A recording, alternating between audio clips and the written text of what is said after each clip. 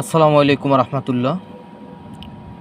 আসলে বাংলাদেশের রাজনীতি, বাংলাদেশের মানুষের কথাবার্তা শুনলে আসলে নিজের হাসিও লাগে, আসলে রাগও আসে। কিন্তু একটা জিনিস ভাবি বসে বসে, যে 1971 সালে যখন যুদ্ধ হয় পাকিস্তানের সাথে, এই যুদ্ধের সম্পূর্ণ বিরোধিতা, যত বিটকিলগিরি, যত পাকিস্তানপন্থী কাজ সম্পূর্ণ করছে জামাত ইসলাম। আর সেই জামাত ইসলাম এখন বড় বড় কথা কয় জনগণের সামনে। আসলে আমি মনে করি যে জামাত ইসলামের লজ্জা কম। ওরা আসলে কোনো বাবা ওদের জন্ম দিছে কিনা, আসলে ওদের জন্ম পরিচয় আছে কিনা আমি এটাও জানি না।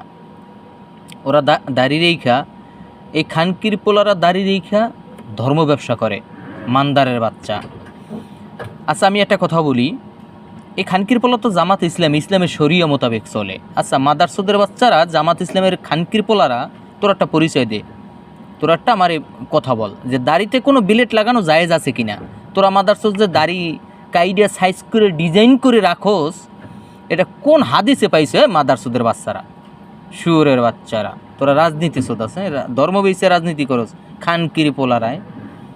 তোদের আসলে জুতো পিটে করা দরকার। এলাকায় গেলে জামাত ইসলামের কথা কইলে জুতো পিটে করা দরকার। এই খানকির পোলারা যখন 71 সালে আমাদের বাংলাদেশি মা বোন আইনে আইনে তোদের বাপ পাকিস্তানের কাছে, পাক বাহিনীর কাছে দিয়া তাদের ধর্ষণ করাইছো, তোরা ধর্ষণ করছো পাকিস্তানি বাহিনী দিয়েও ধর্ষণ করাইছো। এখন কোন লজ্জায় রাজনীতি করতে চাস? কোন লজ্জায়? তোদের তো আসলে লজ্জা থাকা উচিত।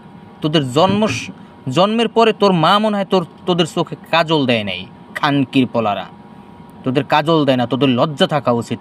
তোর জারজের বাচ্চারা, জামাত ইসলাম তোদের একশো জুতো পিটে করা দরকার।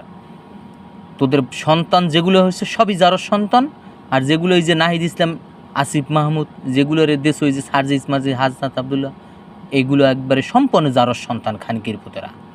এগুলো সম্পূর্ণ পাকিস্তানি বীজ। এগুলো এই বীজগুলো কুমিল্লার যত বীজ দিয়েছে, যত রাজাকারের বাচ্চা বীজ দিয়েছে, এগুলো সব মোস্তাক দিয়ে গেছে।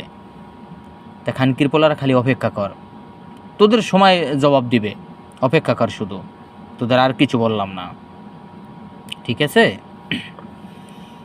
তোর বাপে স্বাধীন করে তুই গেছে রাজনীতি। মালয়েশিয়া যুদ্ধের বিরোধিতা করছে, এগুলোর বলে ছাবা মালাই।